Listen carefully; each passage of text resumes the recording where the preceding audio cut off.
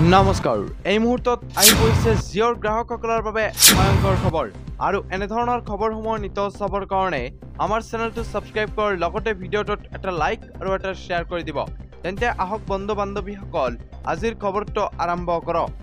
জিঅ'ৰ প্ৰতিগৰাকী গ্ৰাহকৰ বাবে বেয়া খবৰ আপুনি জিঅ' সিম ব্যৱহাৰ কৰে নেকি যদি ব্যৱহাৰ কৰে তেন্তে এই খবৰটো আপোনাৰ বাবে অত্যন্ত জৰুৰী খবৰ জিঅ'ৰ গ্ৰাহকৰ ওপৰত পুনৰ মাধমাৰ অধিক বৃদ্ধি পালে জিঅ'ৰ ৰিচাৰ্জৰ মূল্য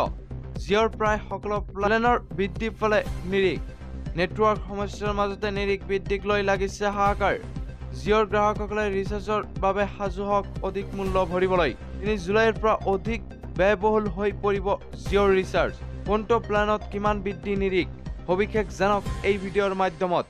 ২৮ দিনৰ ১৫৫ টকা প্লেনৰ মূল্য হ'বগৈ ১৮৯ টকা ব্যয়বহুলৰ ২৮ দিনৰ